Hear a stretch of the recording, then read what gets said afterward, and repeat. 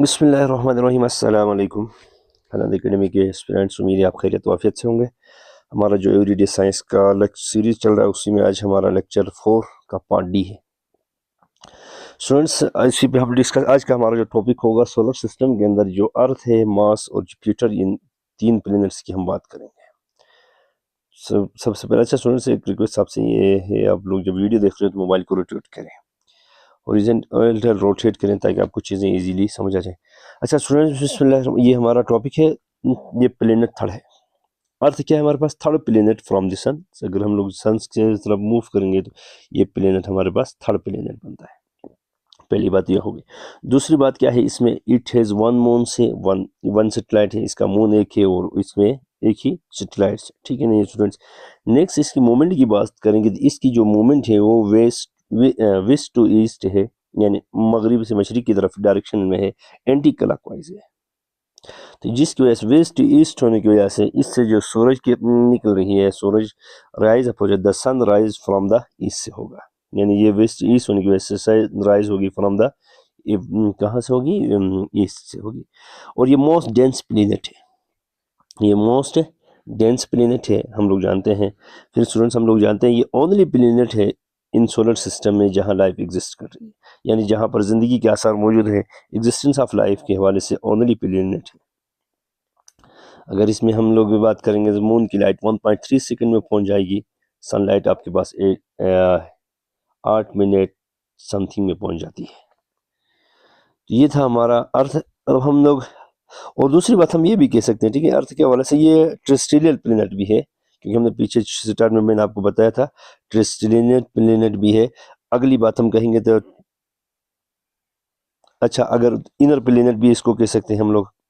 और अब terrestrial planet में ये ग्रेटर प्लेनेट भी कह सकते हैं इसको, among biggest planet of the earth भी कहते हैं। ओवरऑल बिगेस्ट तो जुपिटर है, लेकिन टेरेस्ट्रियल या इनर प्लेनेट में बिगेस्ट प्लेनेट कौन सा है? आपका अर्थ कहलाता है। ये भी आपने बात की, यानी जो चांद की रोशनी है वो 1.3 सेकंड में पहुंच जाती है, ठीक है नहीं है।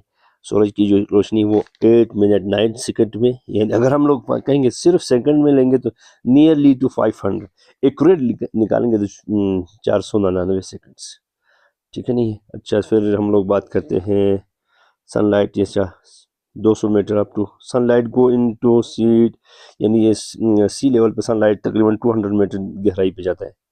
उसके बाद हमारा स्टूडेंट है नेक्स्ट है मार्स। मार्स फोर्थ प्लेनेट है फ्रॉम द, अच्छा बच्चों इसको क्या कहते हैं? Planet of this from the sun है, रेड प्लेनेट, या क्योंकि इसमें आयरन ऑक्साइड्स होते हैं इसलिए इसको रेडिश प्लेनेट भी कहते हैं। रेड से रेडिश भी बनाते हैं, बाज़ औक़ात लफ्ज़ रेडिश भी पूछते हैं। Sand is a red colour होती है इसमें, ठीक है। इट हैज़ 2 मून्स, इसके मून्स कितने हैं? 2 मून्स होते हैं। फिर हम लोग बात करेंगे बच्चों, अभी थोड़े इसमें ज़िंदगी के आसार नज़र आना शुरू हो गए, साइट ऑफ, ठीक है नहीं है, अभी ज़िंदगी कुछ आसार इसके अंदर नज़र आना शुरू हो गए। तो अगर हम लोग, ये भी एक हमारे पास क्या है, टेरेस्ट्रियल प्लेनेट है।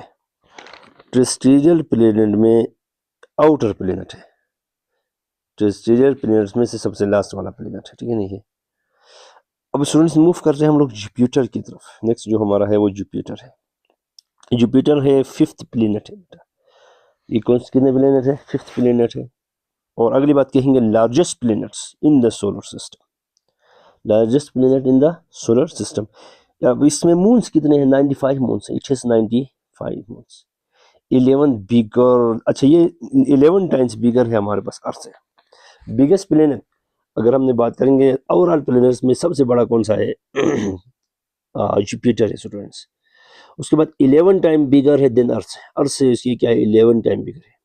और इसकी रोटेशन बहुत ज़्यादा फास्ट होती है, 9 आवर्स एंड 11 मिनट में इसकी रोटेशन कंप्लीट होती है। 9 hours and 11 minutes fast rotation. ये बात जगहों में 56 में, लेकिन एक 50 मिनट्स भी लिखा हुआ है, हमने कंफ्यूज नहीं होना है, नोट्स में हमारे पास 56 ही लिखा हुआ है। ये मोस्टली 9 आवर्स 11 मिनट्स भी मिलती है और 9 आवर्स 50 मिनट भी मिल रही है, जिसकी वजह से इसके स्मॉलेस्ट डे एंड नाइट होते हैं। किसमें होते हैं?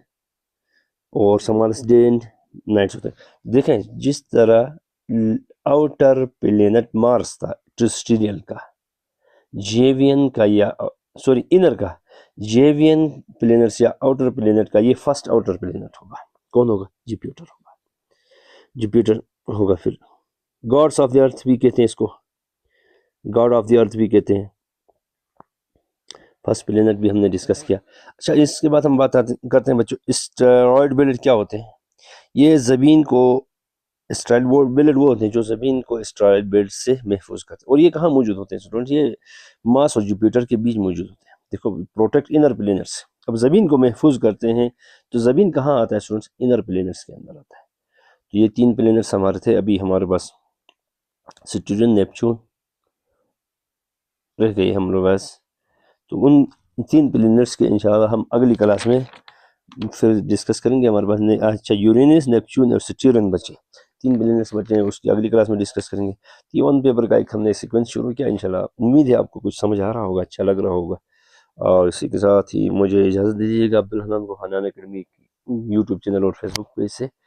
तो अपने दुआओं में याद रखिएगा। अल्लाह हाफिज़।